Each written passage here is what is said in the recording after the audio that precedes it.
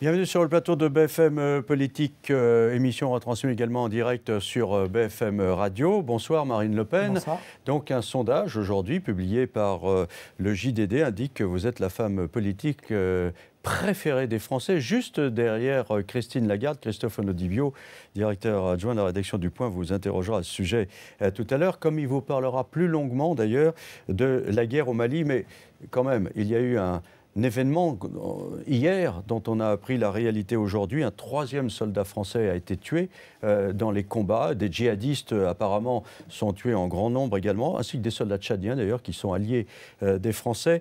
Est-ce que cette mort d'un troisième soldat français remet en cause le principe de cette guerre ? Bien entendu que non. Cette mort, bien entendu, est terrible et nous exprimons la plus grande compassion aux familles de ces soldats qui tombent. Mais c'est la guerre. Le principe même de la guerre, c'est de contenir le risque, évidemment, de pertes humaines. Bon. Et je pense que les soldats le savent. Ils ont ça au fond des tripes et lorsqu'ils s'engagent, ils savent que la mort peut être au bout du chemin. Cette guerre a l'air d'être bien menée et je pense que ceci démontre les grandes capacités et la grande qualité de l'armée française qui œuvre, il faut bien le dire, avec des moyens qui restent limités et qui ne sont pas à la hauteur, en revanche, des missions qu'on leur confie. Alors il va falloir en tenir compte, et notamment lors du prochain budget, et arrêter de baisser régulièrement le budget de l'armée, parce qu'une armée qui n'a pas véritablement les moyens, voit accroître le danger, bien sûr. Je disais tout à l'heure, Christophe vous posera d'autres questions sur cette guerre.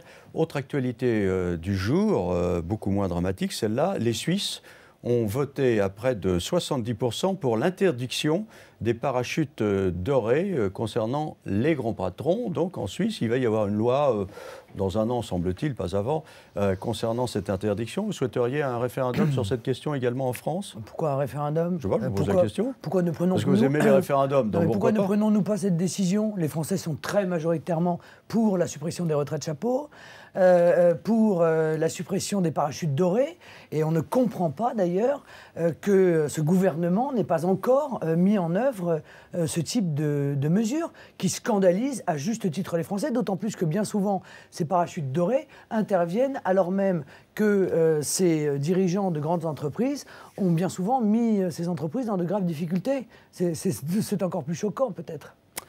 Alors, à propos de référendum, hier, vous en avez demandé un solennellement à François Hollande, qui organise donc ce scrutin sur l'Union européenne en janvier 2014. Bon, pour l'instant, on n'a pas encore la réponse du côté du gouvernement, mais Jérôme Chartier, qui est le porte-parole de François Fillon, disait aujourd'hui, mais c'est une erreur absolue. En fait, les Français sont pour l'Europe. Ce qu'ils n'aiment pas, c'est le manque de protection de l'Europe actuelle. Et que M. Chartier leur pose la question, alors ? Parce que comment peut-on être contre un référendum ?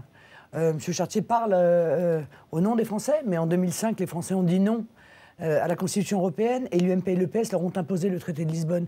Ils ont fait, M. Mazerolle, ainsi un choix qui les portera devant le tribunal de l'histoire. Car c'est les Français qui avaient raison de dire non. Et aujourd'hui, les choses s'accélèrent.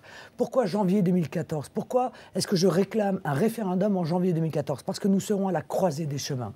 Parce que tout s'accélère et la décrépitude de cette Union européenne s'accélère dans des proportions spectaculaires. Janvier 2014, c'est le moment où il y aura une nouvelle loi de finances qui va mettre en place l'austérité dans sa vitesse de croisière. Car aujourd'hui, que les Français le sachent, nous ne sommes qu'au tout début des politiques d'austérité qui vont être mise en œuvre, exigée justement par le traité de Lisbonne que l'UMP et le PS ont voté. Janvier 2014, c'est le moment où on va être obligé d'ouvrir l'intégralité de nos métiers, de nos emplois aux Bulgares et aux Roumains, et où on ne pourra plus expulser les Roms qui se multiplient en France avec toutes les nuisances que cela peut créer.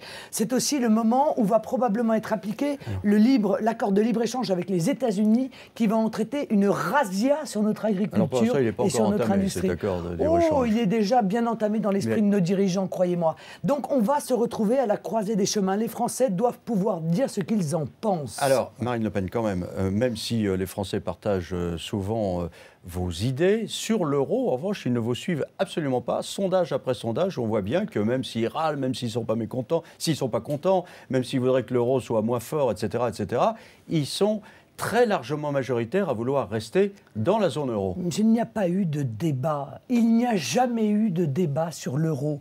Alors faisons ce référendum. Ça va nous permettre, dans les 10 prochains mois, d'avoir un vrai débat sur ce qu'est l'Union européenne. Un vrai débat sur les conséquences d'un euro dont on dit qu'il est fort, ce qui, à mon avis, est un contresens, parce qu'un euro fort, on a l'impression que c'est une force, alors qu'en réalité, c'est une terrible faiblesse pour notre économie. En fait, c'est un euro cher. Eh bien, nous allons discuter des conséquences de cet euro cher sur notre désindustrialisation, sur un chômage endémique. Et je vous rappelle, Monsieur Mazerolle, permettez-moi, pendant toute la campagne présidentielle, quand j'ai demandé à retrouver une monnaie nationale pour pouvoir opérer une dévaluation pour oxygéner notre économie, je me suis fait traiter de tous les noms d'oiseaux par la classe politique. Or, aujourd'hui, je remarque qu'attiré probablement par le centre d'attraction que représentent les idées que je défends, eh bien, ils demandent tous une dévaluation ou une dépréciation de l'euro. C'est donc bien qu'encore une fois, j'ai réussi au moins à les convaincre de cela.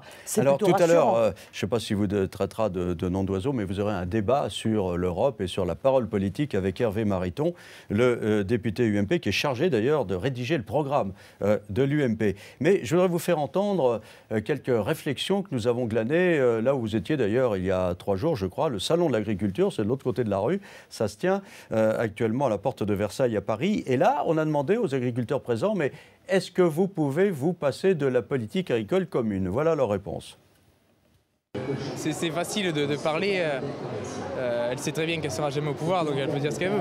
Mais ce qui serait important, c'est de vraiment négocier, parce que pour l'instant, aucun homme politique au pouvoir négocie vraiment pour les petits agriculteurs. C'est forcément indispensable. Nous ne pourrions pas survivre, je ne dis pas vivre, mais même survivre avec la vente des bêtes aujourd'hui. Ne pas supprimer la PAC, surtout pas. L'agriculture en a besoin. Et un rééquilibrage en faveur des zones et des productions fragiles. La PAC, elle a été là pour nous aider, mais en sortir, ce serait quand même assez difficile. Donc, mais après, les élections ne sont pas encore là et on verra au fur et à mesure. Voilà, c'est pratiquement unanime. La PAC, ça ne marche pas bien, ce n'est pas exactement ce qu'on voudrait, mais néanmoins, elle est indispensable. Mais Monsieur Mazerolle, votre question est mal posée. Car il n'a jamais été question de supprimer la PAC. Si on il sort a de été l'Union question européenne. de la nationaliser. Pardon, Marine Le Pen, mais si on sort de l'Union européenne, si monsieur, vous gagnez un référendum sur l'Union européenne, on sort de l'Union européenne, il n'y a plus de PAC. Monsieur, ce que ces agriculteurs disent, c'est qu'ils reçoivent 10 milliards d'euros par an et qu'ils en ont besoin. Non seulement je propose de continuer à leur verser ces 10 milliards d'euros par an, mais d'augmenter ces aides et de les réorienter d'ailleurs plutôt à destination des éleveurs et des petites structures plutôt qu'à destination des grands céréaliers comme c'est le cas actuellement. Donc ils vont y gagner. Mais si vous leur dites est-ce que vous voulez supprimer la PAC, ils vont dire non. Sauf que la PAC ne sera pas supprimée, elle sera remplacée par la PAF, la politique agricole française, c'est-à-dire des aides qui seront mieux orientées, mieux, comment dire, et ils vont exporter avec ça et plus importantes. Et ils vont exporter que ce qui est... Pourquoi les Allemands achèteraient-ils des produits français s'il n'y a plus d'Europe? Mais attendez, pour l'instant, l'Allemagne, elle est en train de nous faire une concurrence internationale déloyale et de prendre l'intégralité de nos marchés agricoles, comme le porc. Et je vous signale qu'une grande structure qui s'appelle GAD, dans le porc, 1700 emplois, je crois, est en train de se casser la figure à cause de la concurrence internationale déloyale, et notamment celle de l'Allemagne, qui, comme vous le savez, utilise des employés avec des salaires très bas qu'elle va chercher directement en Europe de l'Est. Vous dites que s'il n'y a pas de référendum, vous transformerez les élections européennes de juin, je crois, 2014, en référendum sur l'Europe. Est-ce que votre ambition à l'occasion de ces élections, c'est que le Front National soit la première liste en France? Oui, mais le débat est lancé. Et personne ne pourra y échapper. Et je veux dire, l'UMP et le PS chercheront à échapper à ce débat européen. Nous allons parler, et c'est très enthousiasmant avec les Français dans les 10 prochains mois, nous allons parler du retour, effectivement, aux monnaies nationales et de l'immense bénéfice que nous allons tirer. Nous allons parler de la dissolution de l'espace Schengen, c'est-à-dire on va retrouver de la nécessité de retrouver nos frontières pour arrêter ces flux migratoires qui sont absolument anarchiques. Nous allons parler du retour nécessaire de la primauté du droit national qui est profondément démocratique, sur le droit européen et évidemment de l'autorisation, ce qui n'est pas le cas aujourd'hui, du patriotisme économique. Donc vous voulez être numéro 1 à l'occasion de ces élections? Mais je le voudrais parce que être numéro 1 à l'occasion des vous avez élections l'ambition, européennes, vous pensez que c'est possible? Ce serait démontré. Mais bien sûr que c'est possible. Si en Italie, 50% aujourd'hui des Italiens ont voté pour des partis eurosceptiques, c'est bien qu'il y a un printemps des peuples européens qui est en train de naître. J'y viens. Et j'espère évidemment que ce printemps va fleurir aussi en France, bien sûr. J'y viens, Marine Le Pen, quand même. Vous n'allez pas me faire croire que vos modèles, c'est un ancien artiste de cabaret et un ancien leader politique, ou un leader politique plus exactement, qui est poursuivi dans les affaires de mœurs et de fraude fiscale. Non, mais écoutez, comme c'est le cas de BP Grillo et de Silvio Berlusconi. Non mais monsieur, vous personnalisez ces débats. Moi je m'en moque de savoir les personnalités. Ce qui m'intéresse, c'est qu'il y a 50%, plus de 50% des Italiens qui ont voté pour des idées eurosceptiques, pour le rejet de l'austérité, pour le rejet de cette Union soviétique européenne, pour le rejet d'une Union européenne qui, encore une fois, apparaît de plus en plus totalitaire et dont les résultats économiques sont dramatiques. C'est ça qui m'intéresse. Ce sont les idées qui m'intéressent. Ce n'est pas les personnalités des uns ou des autres. Il ne propose pas de solution. BP Grillo, il dit qu'il faut travailler 20 heures par semaine. Vous vous rendez compte? Non mais écoutez, ce n'est pas le problème.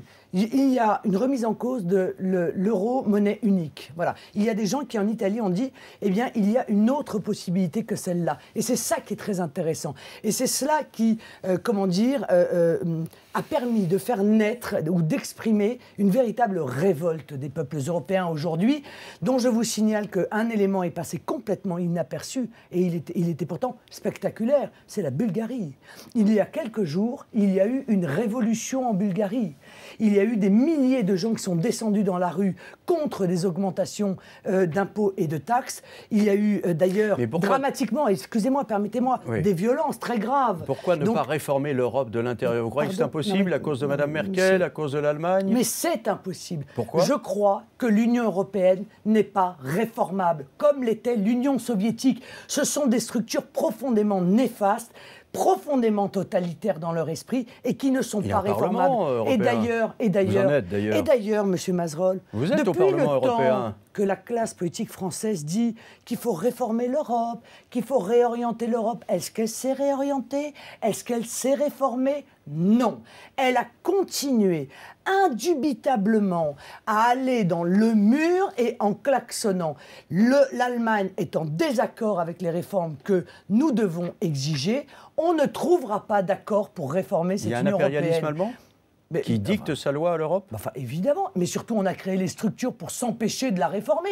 Lorsque j'entends le PS et l'UMP venir nous dire qu'il faut obtenir une dévaluation ou une dépréciation de l'euro, mais ils vont demander ça à qui? À la Banque Centrale Européenne? Mais ils ont eux-mêmes admis que la Banque Centrale Européenne était indépendante et que donc ils se sont privés de la possibilité d'exiger en tant qu'État une politique, un changement de politique de la part de la Banque Centrale Européenne. Alors je crois que ce grand débat que j'ai lancé hier, eh bien, va permettre de démontrer aussi l'hypocrisie de la classe politique française et somme toute son impuissance. Eh bien, ça va être chaud tout à l'heure avec Hervé Mariton. On va marquer une pause et puis ensuite vous aurez l'interview économique avec Emmanuel Le Chip de BFM Business.